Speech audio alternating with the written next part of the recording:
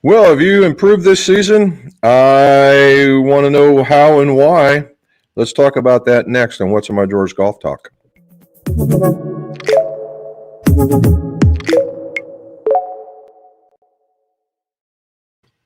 Welcome back to What's in My Drawers Golf Talk. Jim McCleary here. Why is it What's in My Drawers? Because old club makers and club fitters are tremendous pack rats, and I'm no different. It's about what's in my drawers over there in my shop. And we talk about golf club repairs, reviews, and fittings, all so your scores can go low. If you would, see that stuff across the bottom right there? It says like and subscribe. Hit that button so we can get more of this information out to the YouTube universe. All righty.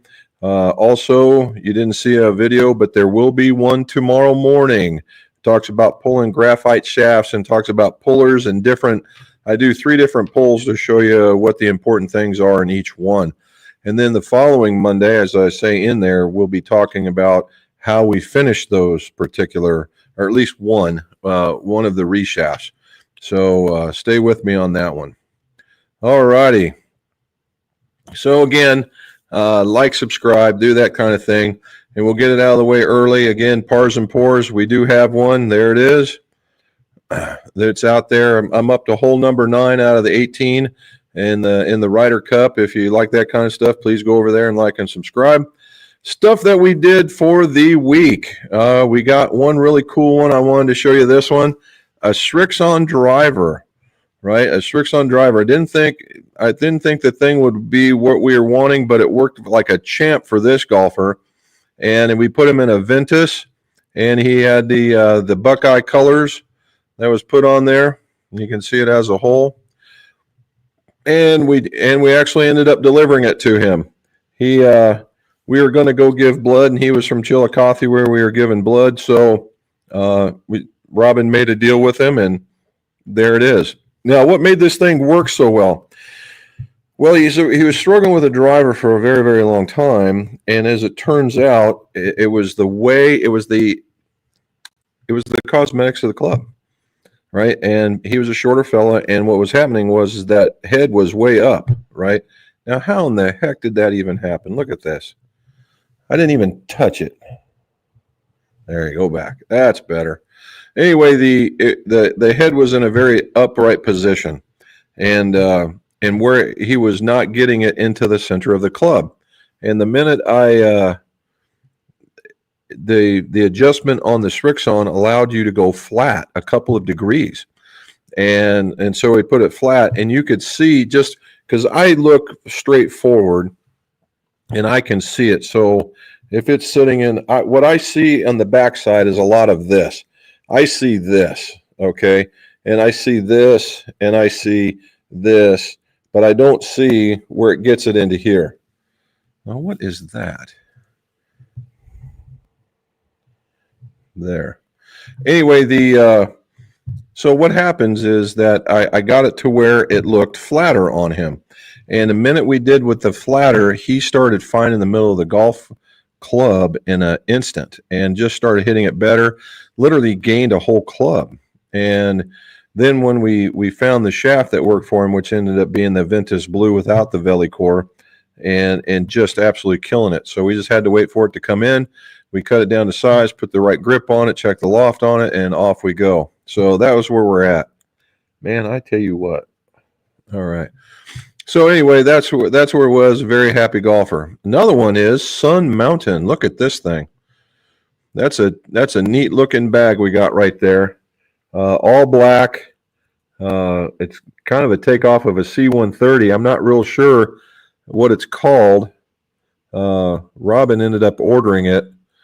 And then we ordered some black head covers from J&M Golf to go with it. Looks really good. That's guy, the golfer really likes all black stuff. In fact, he gets golf clubs, tries to get them all black as well. So that was pretty cool. And as far as what we did this weekend, we did a lot of catch up as far as homework goes. Cleared out a bunch of bushes and things like that, the typical homework stuff. Got to go golfing, which leads us into the topic of the day. Have you gotten better? And I have not.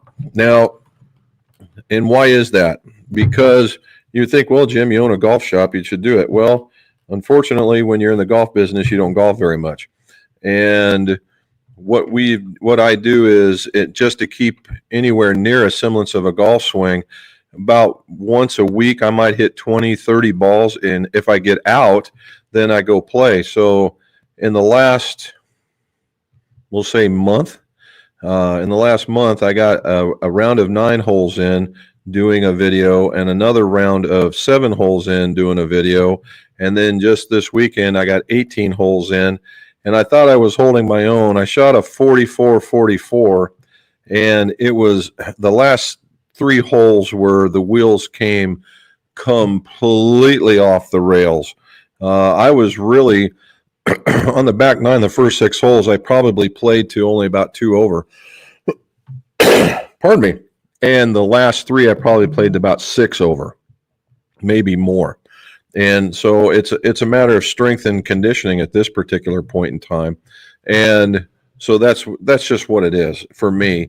I was finding the middle. I did kind of a check where I did a kind of a check where am I striking the ball? Because hey, golf shop, right? And I'm making solid contact on the face. Unfortunately, it was just a little bit into the heel, but that's part and parcel of my warm up. I normally hit it right about here, right? And if I can get it into here, it's a good shot. But I don't lose a lot right there, but I hit it in a very tight pattern. But when the wheels are coming off and it's 95 degrees outside, I'm a big giant weenie, and no matter what, I'm just a big giant weenie. Oh. Every time I talk to you guys, my nose itches like crazy, and that's just what happens. So it's a mental toughness kind of thing. Also, is to be able to withstand all that. It's a mental toughness kind of thing, and I think we have to. And I think I just have to get better, right? I just have to get better. So, in order to get better, I'm going to hit some more balls in here and try and get on the weekend. But in 2 weeks, we're going down to Myrtle Beach, and I'm going to force myself into it. Now, normally what happens in these trips, the first game, Bob just absolutely waxes me, and so does Peter. And then I get better, and I threaten them with some good golf. And then by the end of the rounds, by the last round or two, it's like I'm flapping and flailing like a fish out of water. So I'm not sure. I got to keep my mental toughness and not try and overthink everything. But the question is for you, are you guys improving? I mean, we see all these really good scores. Did you improve from the beginning? Did you improve from the beginning of the year or not? Let's go with that. Man, that was kind of a pathetic start, wasn't it? Let's get started. Oh, I got one more here. Charlie, Elijah Craig. It's the Y batch right at the very end. All right, let's get to the top. Matt says, well, everyone know rounds for me. Soccer's in full swing. My improvement comes from playing meaningful holes, not just practicing. There you go. And I agree completely. It says, describe the new light driver shafts. Well, that's exactly what they are. So as a whole, light driver shafts are light because they don't have as much material on them as, say, a standard one. So if we say standard is 60 grams, we can say light is 50 or even 40. It is very rare, and that's not to say that's not all this way, but it's very rare that the lighter you go, that the specs stay the same. Okay? The frequency might be the same, but the rest of it will change, meaning that if you have a 60 gram, we'll just pick a shaft, a 60 gram, since we did Ventus, a 60 gram Ventus, and it has a torque of, let's just say, 3.0, right? That's a pretty good torque number, and that's the reason why that does so well. And it's made in a certain profile. Now, you got to take 10 grams of material off of this thing. Something's got to give, okay? Something has got to give. So one of two things got to give, or both. One is it's going to say stiff, but for 50 grams, you go to flex it, and it's going to be closer to a very soft stiff or into the regular range because you just don't have enough meat on the shaft. The other one could be that maybe it is, but the torque level is much higher, meaning it could be, instead of 3.0, it could be 3.3 or 3.6 or whatever. It could be that, but the meaning that the profile has changed ever so slightly. Okay, ever so slightly. And so that's what that's what can happen. Now, there are some that are out there that try not to change as much. And what happens is, and it's great that they can do that, what happens is they trade those specs for feel. And so the lighter club can actually feel boardy because they've taken all this time to tighten it up, and you got to give up something to gain something in the way of golf shafts. And that's just how it is. And so even when you go up in weight, and so when you go up in weight, the same is true. You can go up in weight, and a 70-gram shaft will most likely play stiffer, or it would be stiffer. And again, if you said you maintain the flex or whatnot, quite possibly what could happen is that the torque will get very, very low and less than 3.0, say 2.7 or something along that line. You say, well, Jim, it doesn't sound like very much. And it's not as far as a number goes, but when you're talking those kinds of steps, it can be massive. It can be just all kinds of massive. Okay. And he says, cheers, everyone. All right, last week, there's Steven. What do you say, buddy? Last week I was working in the yard a little too much and ended up with heat exhaustion. Dude, that is not something to be joking with. Ended up getting sick, so the weekend consisted of only 9 holes. And so keep in mind, Steven, I work in a hot, my industry works outside and in hot environments. So heat exhaustion is one away from heat stroke, which is, both of those can kill you. So you want to, and once you get it once, you're susceptible going forward. I hate to sound like a safety or a public service announcement, but it's the truth. I've suffered it, and that's the reason why, when I get outside, I can do okay if there's a fan on me, but I don't like a lot of heat because of that reason. All right, 7 days till he tees it up at the World Am. That's cool. Take some pictures, dude. I want to see some pictures. Got my course assignments. Not really thrilled with the last 2 days. You got Heritage, Meadowlands. I know Heritage is pretty good. Meadowlands, I'm guessing, is okay. Hackler course. I don't know Hackler's course.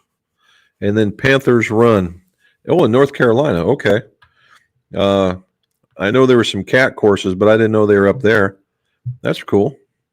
Well, enjoy the 19th hole, man. If nothing else, last time I was there, and that was gobs of years ago, at least the food was really good. Matt says, good luck, Steven. And that's the same for all of us to you. I hopefully see you're picking it up in your handicap line. That would be very cool. John's down there. And there's John saying, hello, everybody. John will be down there. We tried to get onto John's course, but they're doing something to it. I don't know what's going on.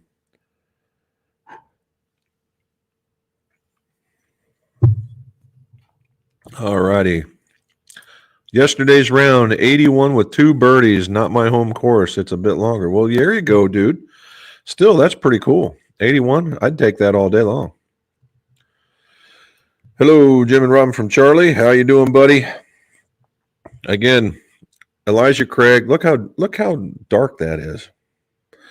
And that's our Y batch. This is stuff that you actually get at Heaven Hill. So it's a stout one to be sure. Charlie says, good luck at the World Am to Steven. I think we got more than one going to this. Jesse says, hello, Jim and Robin. What do you say, Mr. Jesse?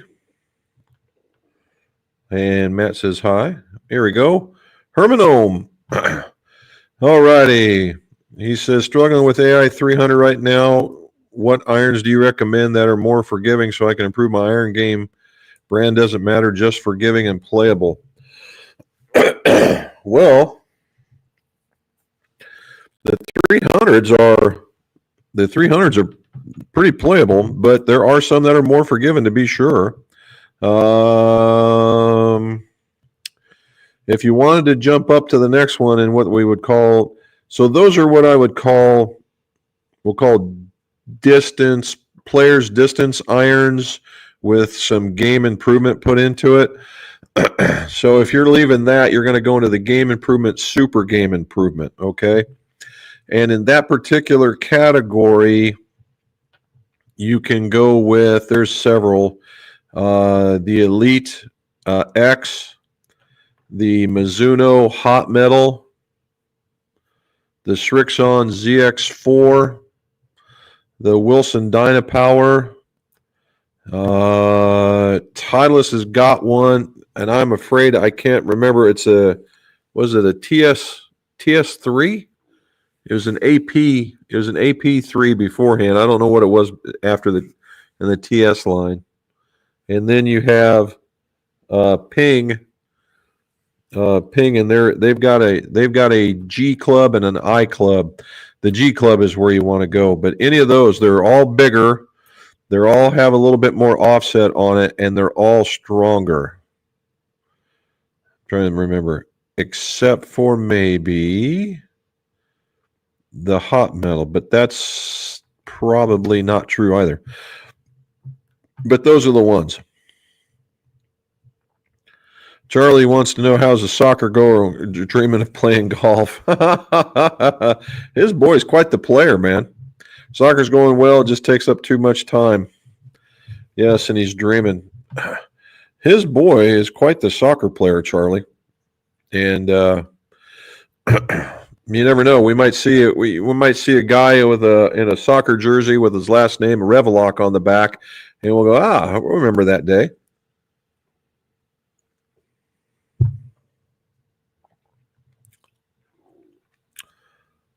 I would think the answer is yes. My Dog Rex says, thumbs up, golfers. Thank you, sir. Thank you, My Dog Rex.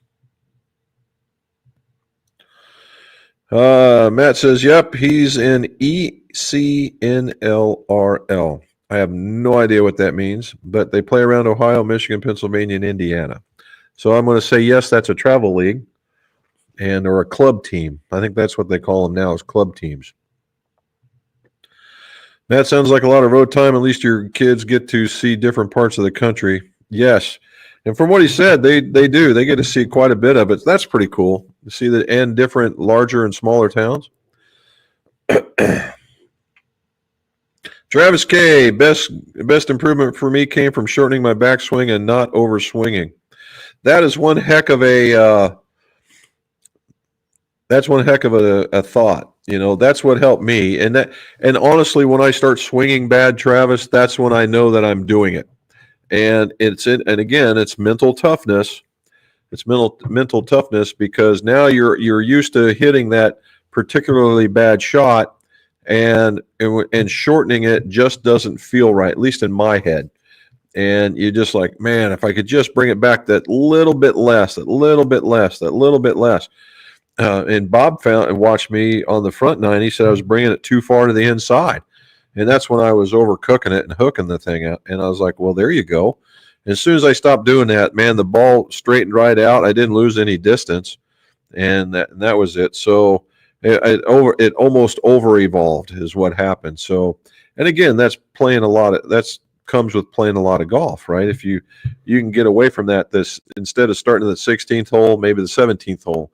Instead of the 17th, maybe the 18th. You do a Scotty Scheffler and just chip it in on the 17th and just own the tournament. Wayne says, hello, Jim and Robin. Yeah, played in many states, too much travel. Here you go. All right, says, howdy all. Been working out a bit, trying to look like the flat bellies. Well, the L is silent. Anyway, there you go. Hey, any bit of strength, it can help, right? And a lot of the guys, the flexibility was always the key in doing stretches, and it is. But when they talk about in order to speed up, the easiest way to do it is getting stronger. Now, not like Arnold Schwarzenegger kind of strong, but just stronger, right? And so those of us with desk jobs or in offices or whatever need to really take that to the next level and, do some stuff afterwards. And for me, my day starts at 4:30 in the morning. And when I get home at 5 o'clock in the afternoon, my give a damn is busted. And so I guess I got to figure out how to glue it back together when I get home. There's saying hi to Matt and Sally. Robin is. McFly's in. How you doing? Says Stephen, take it easy. Absolutely. You're gonna have to get yourself get you one of those because it can be really hot down there at this time of year. And I bought one. Get you a cooling towel. I am here to tell you it will help you immensely. And you don't have to have it on you all the time, just enough to make you feel good and then put it back on later on. Those things are lifesavers. Although I did get a Robin found it, and if she's watching and not sleeping right now, we came across a fan that goes around your neck, and we found it because we were out at these other events, and these people had these fans under their shirts, and it was blowing up. And as it turns out, they hook around your neck like this would do, and they set like right at your chest level, and they blow up. If you want to do that, they clip on your belt. They do, and man, oh man, I was using it to blow down the back of my neck, and just 30 seconds, and you're feeling way better. If I can get her to, if she remembers, I get her to hand me one. She's outside. Darling, how does that go with improvement? 1 step forward, 2 steps back. That's my regiment, Charlie. Just to be able to get out there and just keep it in some sort of constant shape. I mean, when I was really thinking about doing the PAT, I got pretty good, but it hasn't been like that for several years now. Oh, I think she heard me because I heard the door open. We'll see. She's listening to me, and her feed's always about a few minutes behind me. Mark Nett says, hello, Jim and Robin. There it is. Thank you. It's called the So Cool Fan. Amazon. That shit's got everything. Okay, so this is a fan. It blows out of this thing right here. Let's show you here. I know you're going to feel it once I turn it on. And it blows that's speed 5, I think. And that does that. And then it's got this where it'll hook over you, and it'll blow up this way, right? It's also got a belt clip for here, and it's also got another one for here, but it's upside down. So for me, if I had it on this apron, I could clip it right in here. And you see that? I could clip it in there and watch it force down. And then this one, of course, like Ginsu knives, for all those of you who are old enough to remember those things, don't stop there. It also has a flashlight.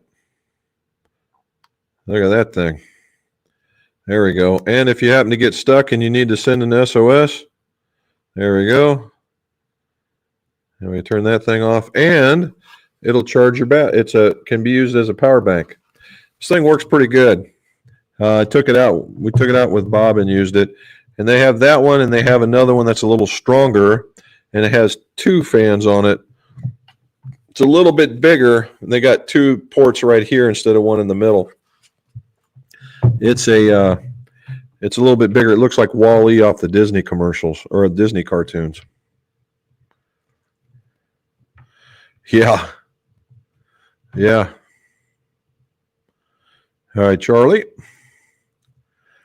There's Michael. What do you say? Aloha, Jim. Been using the Srixon and Xexio drivers for 20 years.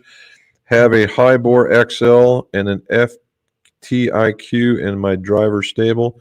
But always gravitate back to my Zexios, Mark 1s, and ZR drivers. Yeah, sometimes when you get a real winner, Michael, it's really hard to not stay with them, right? And they keep going back and forth, back and forth, back and forth. I got the same thing going on with my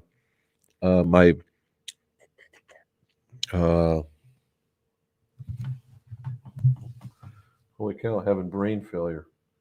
My Paradigm, that's it. My Paradigm Club with a Acra shaft in it. I got no business playing it, but sometimes I get it and I'll just kill it, just rip it real good. And that's what happens. Now Zexio is the next tier up from the Srixon. Zexio makes the reason why they're so good in a lot of cases, they make all their stuff in house, including their shafts, everything, and but they're all light. They're very, very light, and so that's probably where that's going. And then the ZR driver, I don't know what's in that one, but they're of the same stable, so they probably have a similar look at a dress, not cosmetically, but shape and that kind of stuff, and it works out. But good for you. Charlie saying hello, Robin. There's Peter, 73 and 74 this weekend. Holy cow.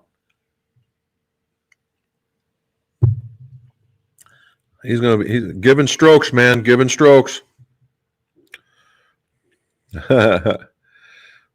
Excellent rounds, Peter. Yes, they were.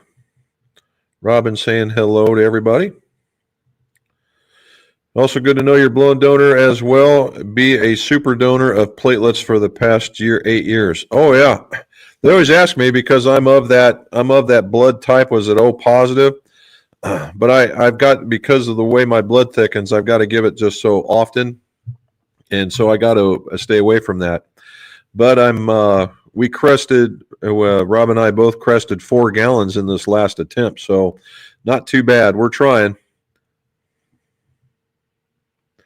All right, it's Jim and Robin. I would like to see you do a fitting with a standard, mid-size, and jumbo grip to see if it helps accuracy.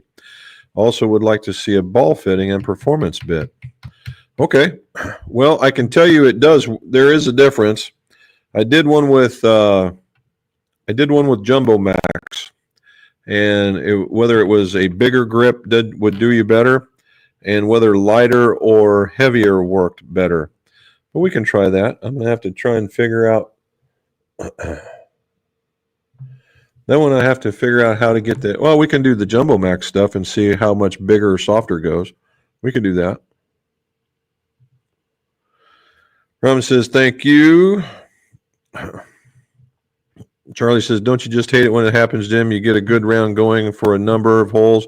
All of a sudden the magic goes away and floundering begins. Yes. And that happens to me quite a bit because unfortunately, I don't get out as like most of you guys. The only guy that I'm competing with now is Matt, but he golfs in 34-degree weather, and that's a limit for me right there.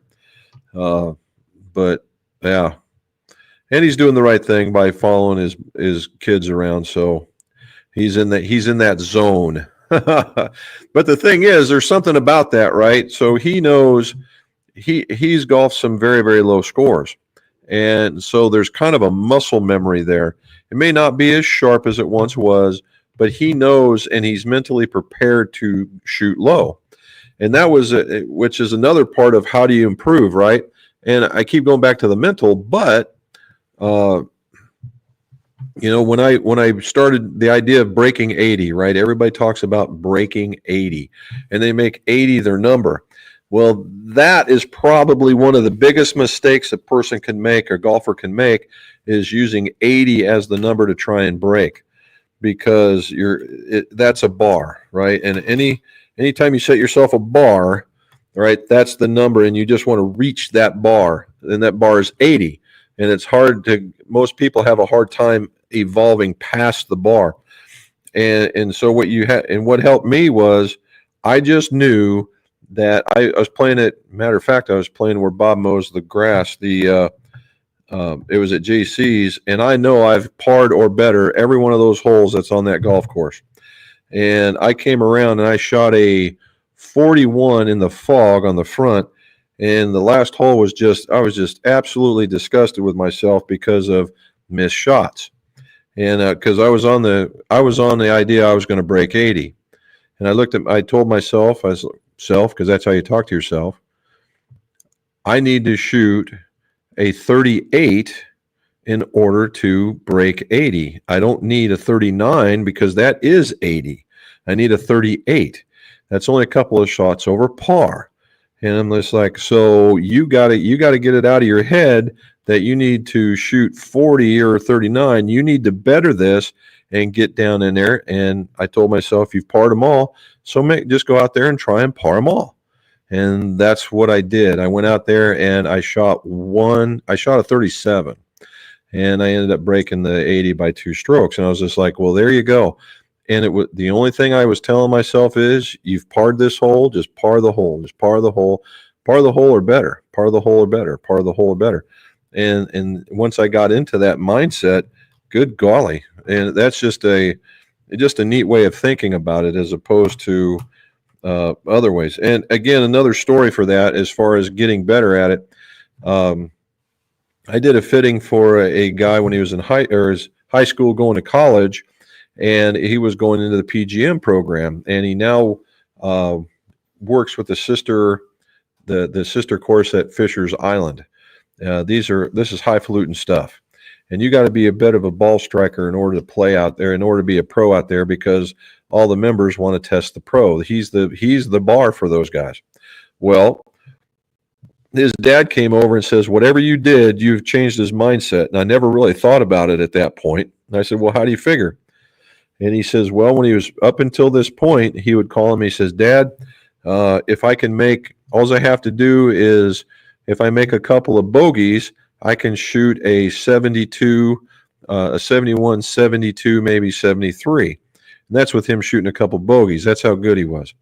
And he says, after the fitting, he doesn't talk like that anymore. It's like, Dad, now I'm gonna throw out a couple of birdies. I'm gonna shoot 69, 70. You see the mental difference there? Golf hasn't changed. It's just the way that he's approaching it. There we go. Matt. I can play golf on. I have E6, and I've done it once since I've had it. That's another one of me being lazy, I suppose. But yes, I should do that as well. Glad you reminded me of it too.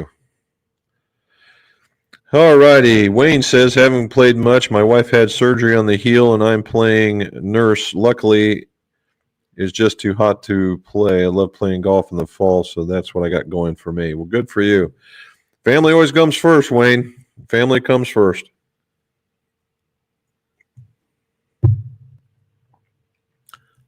Robin says, hello. Robin says, hope your wife is recovering. Robin says, hi, Peter. Speaking of that, Peter, if you're listening, did you get the tee times for those days set up? Oh, here we go. John Timmons says, good afternoon, Robin, and from sunny Phoenix. I thought Phoenix was always sunny. Oh, no, that's Philadelphia. Man, I bet it's good there. Efren's here. He'd call us a bunch of sissies for whining about it being hot.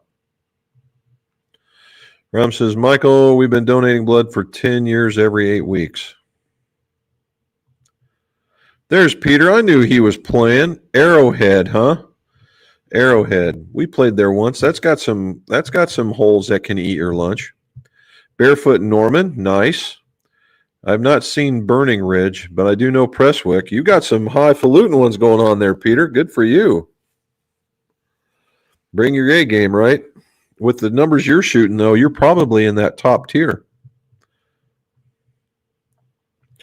Hey, Krister is back. How you doing, buddy? It's about time. Let's hear about that club championship.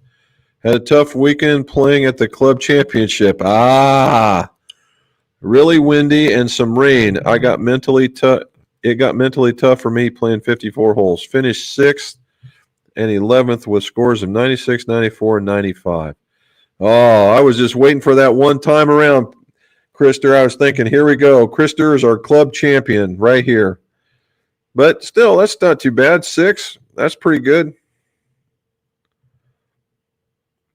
How do they figure out the draws of those courses at the World Am? That's a good question. I would imagine I do know they go by handicap, Charlie. You got to turn in a gin, and then and these guys are handicap Nazis, right? If you can play above your stature just a little bit, but if you do it regularly across the board, they will come get you and move you up a notch. So, and I've seen that done.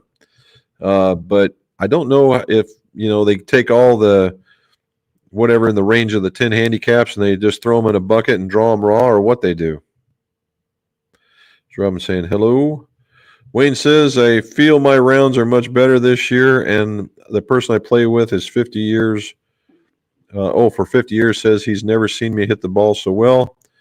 I count on getting my clubs bent to the right line angle. That can do it. And the funny part is, a lot of cases it's just a tweak, right? You can get used to all kinds of stuff like that. Hello, Krister.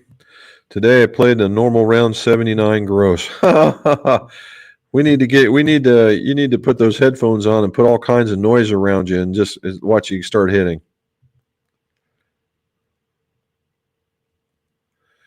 Krister, isn't that how it happens? No doubt. About going from shooting a 95 and going back to 79, Krister. That's what that's all about. Bring your A game since we're playing the die. Yeah, I've played it once before, and they're not. That's the one course I have to worry about not overpowering. It's just put it in a place and throw it up in the air, and hopefully we get that. Hopefully it works out for us. So yeah, I'm getting mentally tough even as we speak. There's Grayling Slayer. How you doing, buddy? Robin says hello, Grayling. Krister, we normally play better in non-tournament environment. Oh, that's a fact. What's the proof? If I recall correctly, 124 and some change. And it is about, I think it's between 8 and 10 years. It does pretty good. Straight from the barrel.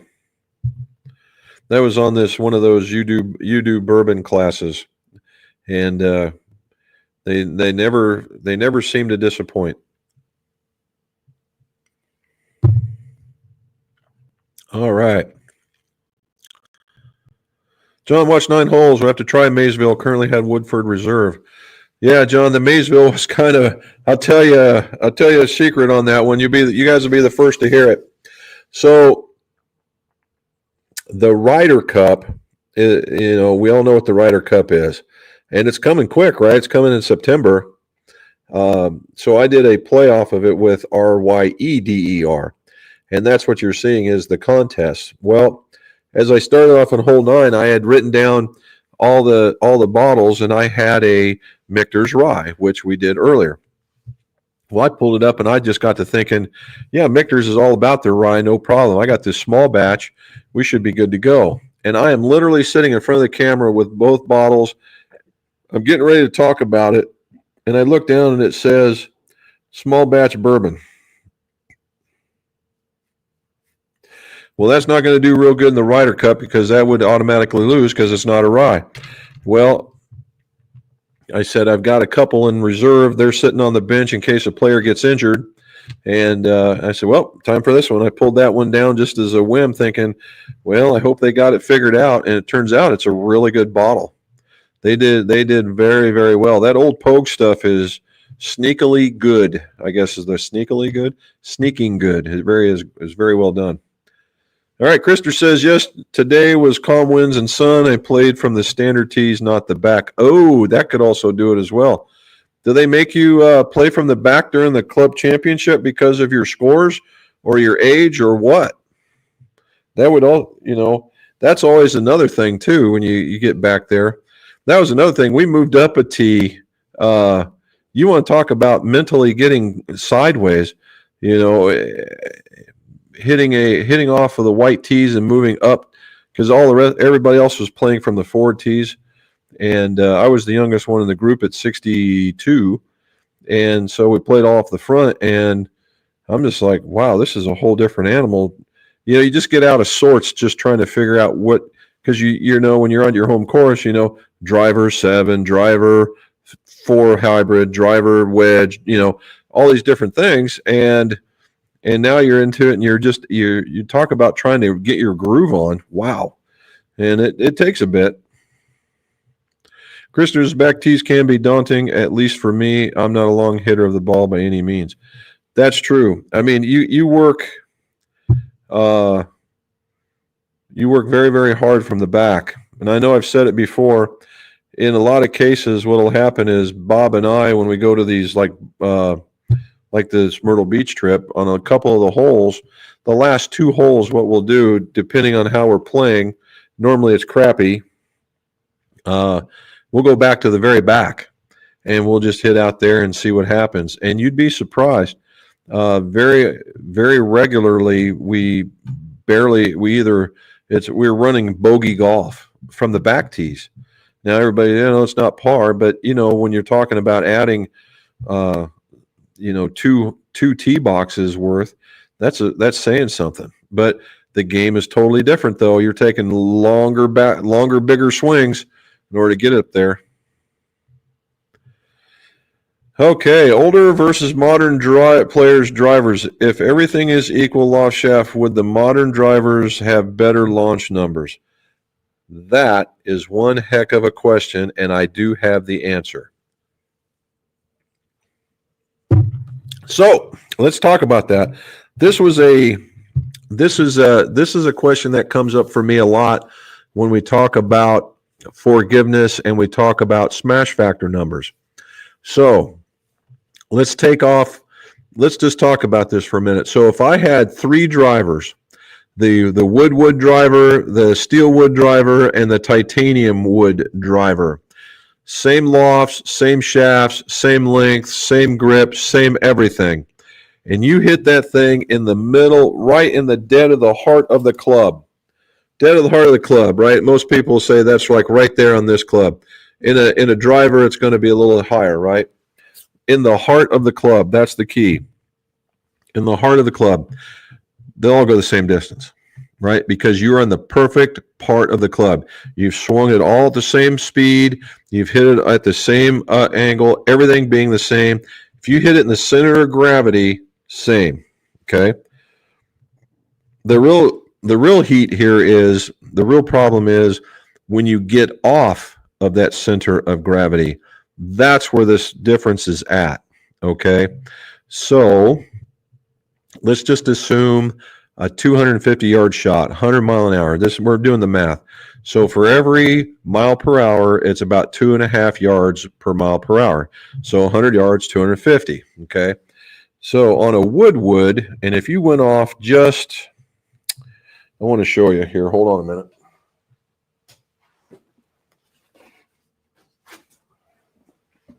Okay.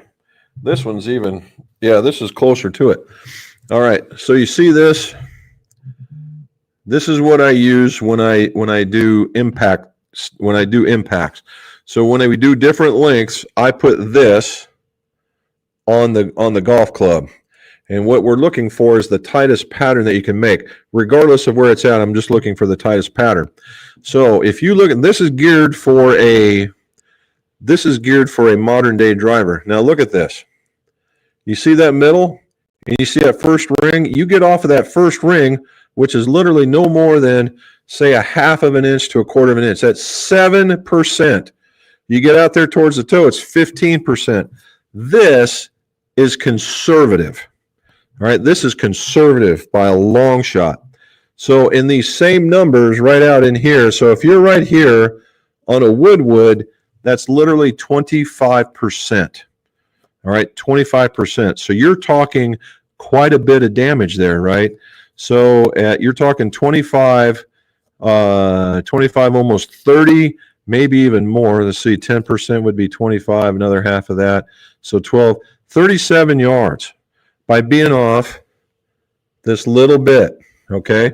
Now, and then you take it all the way up to, you take it all the way up to titanium, and it's only 10%, 7 to 10%. Actually, that number right there is not wrong, 7 to 10%. So now you're only talking about, I'm sorry, that was 25, 50, 70 yards almost, almost 70 yards. You could be less than 200 yards by being 1/2 an inch off on a wood. And you can be on a steel wood, you would be about 1/3 of that. And on the titanium, it's about 10%. So just the material and the modern driver saves you literally 25 to 30 yards, okay, by being off that little bit. That's the difference right there. Now, add into what we know now. We know about spin. We know about We know about how CG. Now, kid yourself not. Back in the Woodwood era, they knew about weight placement. They knew about putting the weight forward would reduce spin, pulling the weight back. It would be get you extra loft. And if you looked under those the sole plates and you were able to pull off the sole plates, a large portion of the time there's at least 3, sometimes 4 holes that have been drilled in for the weight placement to make you do what you want to do. So they looked a lot like each other, but the placement, if they put it in the toe, it would make you not open it up as much. And if you put it in the heel, it would make you shut it a lot. That's how that came about. Okay. Now right now we have adjustments that are down those adjustable adapters, right? Adjustable adapters, and they'll take you from here to here, right? A couple of degrees closed, maybe up and down, maybe some of that, depending on what you're looking at. And if the Cobra one, if you believe them, then there are 32 different adjustments that they can do. And all you had was this Woodwood, and the only way you were going to adjust it was literally by putting the damn club in the door jamb and bending the shaft, right? And unless you had a really good guy, and he could take it to him, and he would sand more loft into the club, all right, or hook face it for that matter. That's when those were real craftsmen back in the day. So to answer it all there, Krister, yes, if everything was equal, they should pretty much do about the same.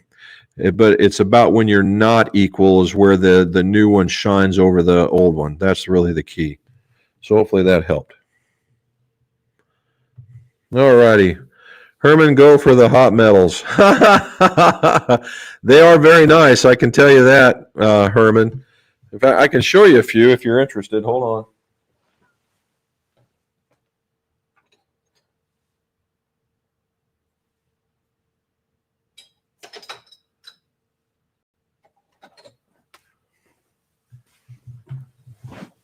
Okay, so Wilson, there's the Dynapower. Pretty good size sole. It's not real bad. It's kind of on the same vein as the Ping. Not a real deep cavity, but it is truly deep. If you look at it, there's a little bit of there's a pretty good size offset on that one. Super duper forgiving. All right, on the other end of the spectrum is the Srixon ZX4, a forged club. Has a larger sole on the bottom as well, but it's divided down the middle with their V sole. Not as much offset. Not as much offset. It's a little closer to not. It just doesn't have very much. Very strong, and it's actually, when you look at it, it sits and it's a little bit smaller. I don't know if you can see this or not. There. So it's not as tall as the other one. All right, and last but not least, to be sure, is the Mizuno Club. A much more, we'll say, stereotypical sole, right? Stereotypical sole. And what this is doing is that the back end is beveled, so in reality, that's all that you're playing with right there. And it does have some offset. I would say it's in between the Srixon and the Dynapower. All of them very, very good. Just depends on what you like. I think with the Wilson, you could close your eyes and hit the ball no matter what. And the other two, they have, one's forged, the other one is a cast. What do they call that stuff? It's a cast metal, but they all feel soft, right? They all feel soft. All righty. Krister says, yes, they can be. The wind ate the ball even for me, and that can hit it long. There we go. Got to learn how to play that one, Krister. I learned that one the hard way myself playing in Ireland, and the lady says, yeah, it's a 2-club win. Well, I didn't think, front to back, okay, but it was also side to side. That was a day where I literally embraced playing more club than I ever thought I would. Peter's using the Oz broomstick. My putting has greatly improved over the weekend. Had 6 birdies and several good par saving. Nice. I do like the look of that Oz putter. I really do. All right, Charlie. Krister, I know what you mean. Figuring out the right club for windage can be an exercise in futility. Yeah, no doubt, particularly when you hit it and the wind dies. But that's just the part. That's commitment, right? You got to just commit to the shot and get it. Phil K, looks here, turns 70 on Saturday. Happy birthday to you. Happy birthday to you. Happy birthday, Phil. Get a par. Happy birthday to you. Okay. Paulie K, after hip surgery. Yes. Back in the garage getting sweaty in a sweaty workout. Hopefully I can score my age maybe by 85. I'd say just go now, man. Don't wait for that 85 to show up. 70. Shoot a 70. Man, that would be awesome, wouldn't it? Congratulations. Happy birthday, Phil. Hi, Kay. Happy birthday and good job helping out. No kidding. Don't give up on shooting your age before you turn 85. I shot mine 3 weeks ago at 72. So there you go. And Charlie is a very he's a very stout and very stoic individual. He goes out and plays in the cold too. All righty. There you know. Here we go. John's giving us an update. Kings North is being revamped. Greens 30% bigger and a lot more undulation. Redoing bunkers. They did from the front 9 last summer. Now working on the back 9. Also redoing bridges and cart paths. So what he's saying is on our we get together on the weekends with Bob and Penny and we start picking out our golf. And it has a lot to do with in relation to where we're staying. And in this particular issue, we wanted to play Kings North so we could play on the gambler hole. And there were no tee times. Didn't say why, just said no tee times. And so we called John, knowing full well he knew something was going on, and he said that it's just being revamped. So very cool. Jeff Boothman says maybe consider lessons before spending money on more forgiving irons. There is always that point as well. Like I said, a quick tweak can make the world of difference, much like a lie angle. In case in point, I did a fitting for a guy that was a college golfer and had he was up to 110 with an iron swing. And it was all homemade swing, but it worked. And he said, I've always been too flat, too flat. And he said today he was hooking everything. And I'm like, oh, okay. And so we came in here, we did lie angle testing, and it turns out he needed to be 2 up. Now he had some older Mizunos, and they tend to play a little flat, right? Those were always a little flat up until this year. And what we surmised is that he was actually catching the toe, and it was he was forcing himself through it, and he was hooking it off the ground. And you would think, well, if I'm flatter, I would need to go down more to prevent it from happening. And in normal relation, that would be true. However, I put it up, and his turf interaction got so much better. He started drilling it, and it was just crazy good. And we just kind of shook our heads at each other, which brings back that whole, I get on these club makers sites and they talk about measuring lie angle, and you said you use lie board. Oh yeah. And they talk about, and they said lie board lies. And I said, well, I tend to disagree. And of course the guy's like, well, I work in research and we do this and we do that.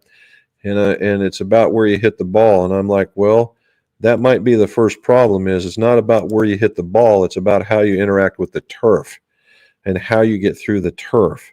And if you get to the turf first before you get to the ball, then this whole idea of putting a line on the ball and letting it hit your club becomes worthless.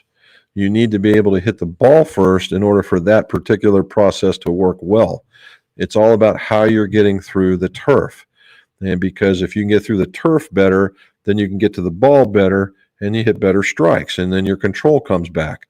And that's what it is. Well, everybody goes silent after that. So it is what it is. And yep, we got him. Okay. Sally says the neck fan is the best thing. Yeah, that's a good one. If your neck isn't as big around as mine and you can get a neck fan on, but yeah, those are cool too. Charlie, I really don't know how the courses get selected. I will ask them. I wouldn't be surprised if they were just randomly done. I would probably guess the same thing too, Peter. Robin says, hello, Jeff. McFly, I need one of those. The older I get, the more I can't stand the heat. Yeah, they're not bad. Between that or the cooling towel, either one of those are good choices. This one just has more gadgets on it, right? The more things. Oh, it's got one more thing on it that we discovered the other day. It's got a little leg stand. So, see if I can get it to move. There we go. See that little piece right there? So it'll stand like that. There you go. So you can put it in front of you and stand it up and just have it blowing on you. So if you're at a picnic table or a bench or something like that, that would work as well. Clip it on your drawers and get really cool. Charlie, you think that's funny, but that's exactly what they're doing. They're clipping it and pointing it down in order to stay cool in the nether regions, as they would say. That is one thing they're doing. All righty, Victor Hammett. What do you say, bud? That's a new name, Victor Hammett. Have I improved? Swing wise, yes. Scar wise, no. No, really struggled getting over a debilitating hook early in the season and horrible contact for most of the rest. Yep. So once you get the swing part down, Victor, the scoring should tend to follow. And the biggest thing, and I tell all these, and they're younger golfers around here, they're in fact, I had just another a kid that I fit. He grew 6 inches over the first time I fit him, and it wasn't more than the beginning of the year. And he thought they were a little short, and so we did a quick fitting. And it turns out, nope, because his arms grew that same 6 inches. So he had a friggin' wingspan of a damn albatross. But he was the same way. We gave him a wedge, and he just kind of looked at me like I just handed him a double-edged sword. And I said, what's the matter? And he says, yeah, this is not my favorite thing. And I said, well, there's something there we got to work on. And so I had him just hit some small shots and some bigger shots and some bigger shots till all of a sudden he's playing around with it. I said, we're done. He says, he looked at me real funny. I said, you're confident with your game again. Now go shoot some low scores. All righty. Vec got down into the 80s a few weekends ago. Good for you, man. Good for you.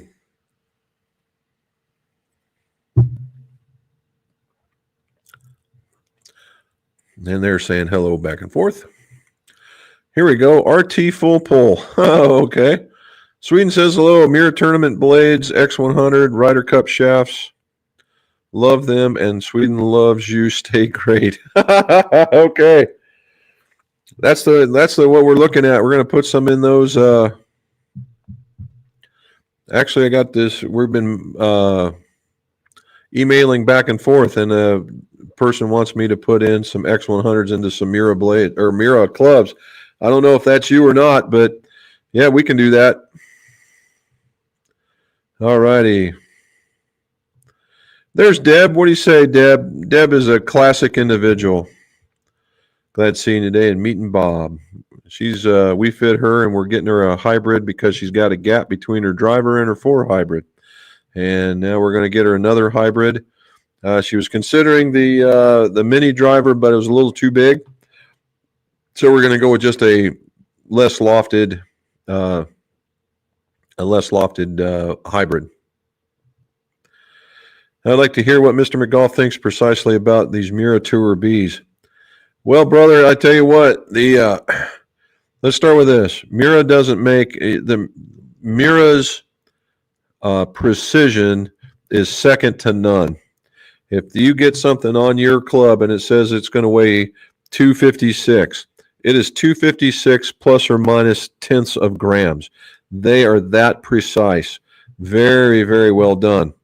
The way that, if you know, this Mira is made in such that they they forge just the bottom part of the head, and then they take the hosel and they spin mill it on, meaning that they spin the hosel at such a high rate of speed, it basically welds itself onto the top of the club. And then they have to grind that area off, and then you have to make sure that the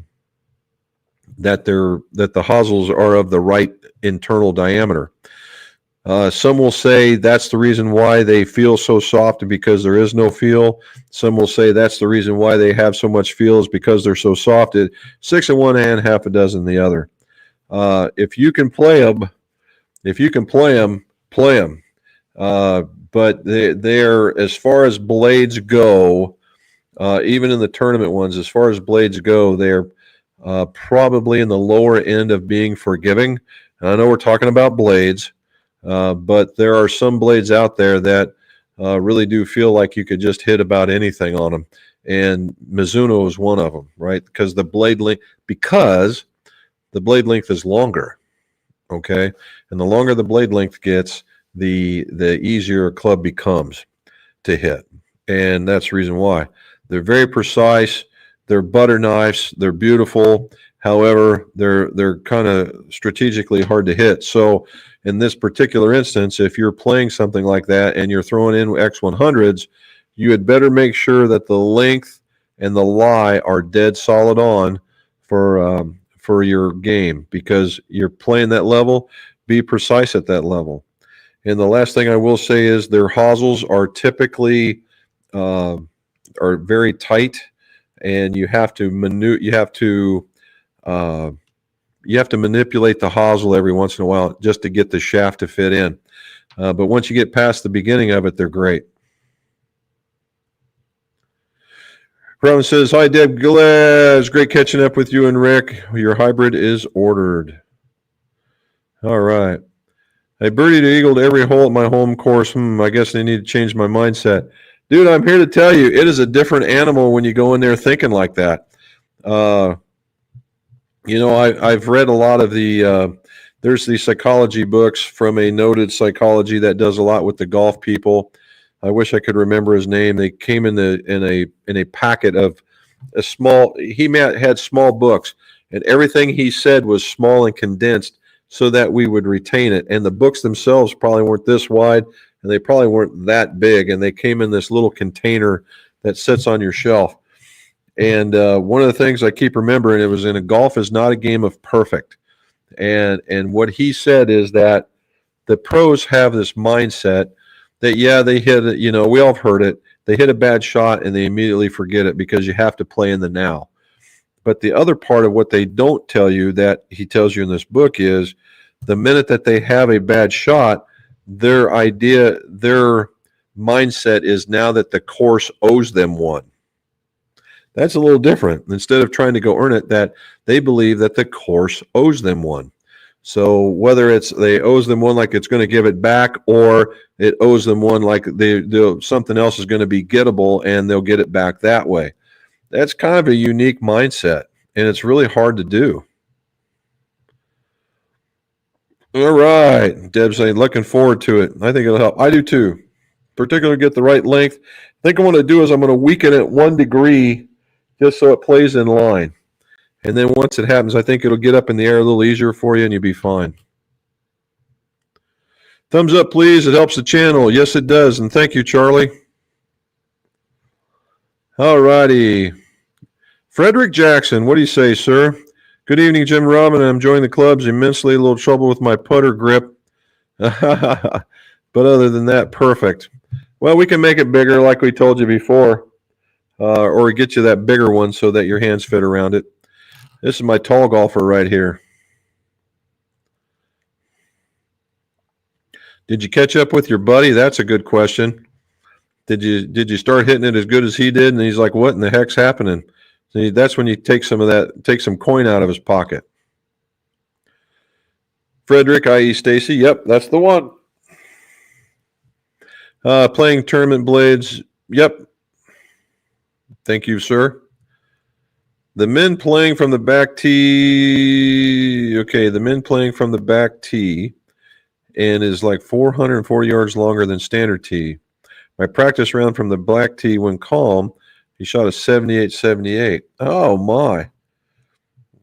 That's a heck of a change. That's what, 12 stroke, 17 stroke change? That must have been some brutal wind. Robin, could you, as the big man with the big brain, my question with what? Robin, could you, as the big man with the big brain, my question you think? I think I got it. Have just pull the, I'm just the grip girl. Your grip work is outstanding. Look at Charlie's all over you. Every part of the machine is important. I agree. Some guy called today and asked for Jim. I asked him what he needed. He wanted to know if he could put on some grips. I schooled him on who does the grips. That happens more often than you think. She does it. She puts them on, man. Does not mess around. There's well done. Yep. He watched. Someone came in while I was there, and she confirmed I'm the one that does the grips. There you go. Rule number one: never mess with a grip girl. Number 2, that's exactly correct. You've earned the expert. She's got the master grip certification. There you go. 20 years. We got her started slowly, but now she's all over it. She's a champ. All I do is open up the solvent bucket for her. You put in many hours at the gripping station, as we said in the Navy, you've got time in rate. That's right. We don't want to go to the other stories, do we, Charlie?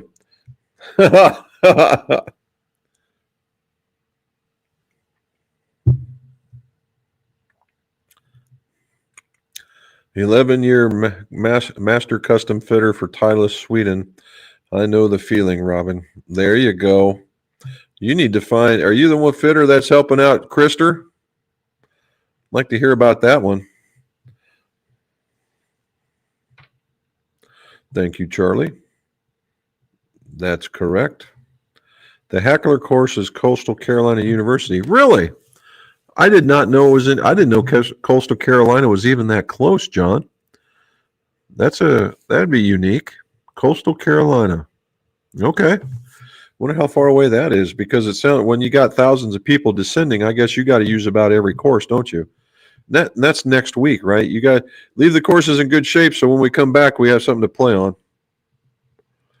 It's 0:30 in Sweden time. Lights out. Stay well. Be kind. Nice talking to you, Robin. You too, buddy. Have a good one. Thanks for joining. OG subscriber, first time in the live chat. Thanks for sharing. Well, thank you, bud. Thank you very much. Can we play from the blues? Well, you could. I've watched you hit. You could play it out there and do a well. Had an 85 at Sharon Woods in Cincinnati. Okay. With 2 foursomes. I won a few dollars and have you to thank. You're more than welcome. That's the way we want it, right? You only can get those a few times before they catch on what's going on. All righty, good deal. We'll be seeing him there. Ash Young, here's another one. Hello, Jim and Robin. It's been a long time since I got in here. Well, I'm glad that you have. You got a question, throw it at us, brother. They DQ about 10% every year because of playing better than your handicap. Well, okay. You know there's sandbagging. You know there's got to be sandbagging in there. And I know they got a system in order to catch those folks. And I just don't understand why they do that, right? You know, I'm a horrible enough golfer as it is. For me to say I'm playing less than I am, I don't know. That's just, and when you go down, the worst part is when you go down there, except for the likes of Peter and maybe, John, when you're used to being down there or even in that neck of the woods, like say you leave from New York or Nebraska or Georgia or whatever, you're coming into foreign territory. And to say all that, I don't know. Just take it. Welcome back, she says. Yes, Bob Rotella. That is the one, Charlie. He's the guy. He's got 4 books, I think, out now, but and I've got them all. I suppose I ought to go back and read them. Just bought the Mizuno. Hopefully you're liking on it, Barry. Just bought them. Gave my 22Z to my son-in-law. He outdrove me by 75 yards straight. He was pumped. I was amazed. I do like the Max. They'll have to work on the swing. Very good. Glad you like it. Glad you both like it. Steven says Coastal Carolina's Conway. Oh, that's a heck of that's a jaunt then. Well, Conway's not that far out. Or the 19th hole. There you go. Very well done. Nicely done. Well, then we have, if you're going down next week, that means we either may or may not hear from you because you may be down there already. But when you come back, we expect some stories, and we expect to hear what kind of good that you've done with everybody, representing representing what's in your drawers. There you go. Okay. Well, guys and gals, we got down to the very end. We went only 10 yards, 10 minutes over. So, again, thank you guys for being on here. Krister and our new friend from Sweden. Some guys all over. Steven, good luck at the amateur. Same to you, Peter. We'll see you afterwards for sure. John as well. Guys, I appreciate it. I'm glad the fact that you've stuck around long enough to listen to all this stuff. And hopefully when we get back, I got some good news from Myrtle Beach that I actually played good golf. And but we got a week. I'm going to tell you if I've just improved a little bit in the first week. All righty. So if you would, don't forget, like and subscribe on this channel. And if you would, Pars and Pours, like and subscribe on that one as well. And as always, guys, let's see your scores. Go low.